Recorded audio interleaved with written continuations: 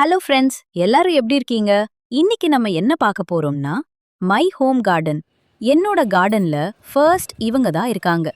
இவங்கள பார்க்கும்போது எனக்கு அந்த சாங் தான் ஞாபகம் வருது. திருமண மலர்கள் தருவாய தோட்டத்தில் அடுக்குமல்லி இவங்க பூத்தாங்கன்னா இந்த கார்டன் ஃபுல்லா மணக்கும். அப்புறம் இவங்க தான் கொய்யாவும் பப்பாளியும் இவங்க தளபதி படத்துல வர ரஜினி மம்மூட்டி மாதிரி ஒண்ணா இருக்காங்க.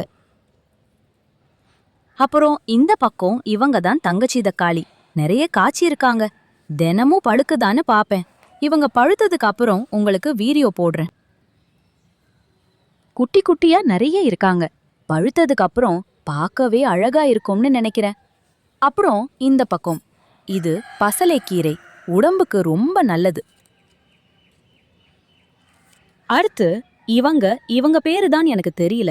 எங்க கார்டனுக்கு அலையா விருந்தாளியா வந்திருக்காங்க. அப்புறம் இவங்க காரமான அக்கா பச்சை மிளகாய் செடி. நிறைய பச்சை மிளகாய் காயத்திற்கு இதையும் பறிக்கும்போது வீடியோ போடுறேன். அப்புறம் பக்கத்துல குட்டி குட்டியா அழகா எங்க அக்கா பசங்க குட்டி பச்சை மிளகாய் செடி.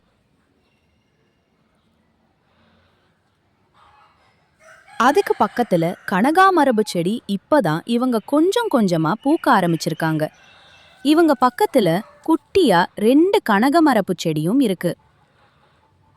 இதுதான் தண்டன் கீரை. இதுக்கு முன்னாடியே இதே இடத்துல நிறைய இந்த தண்டன் கீரை இருந்துச்சு.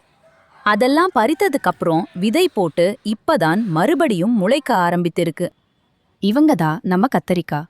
இப்பதான் இவங்க குட்டியா வளர ஆரம்பிச்சிருக்காங்க.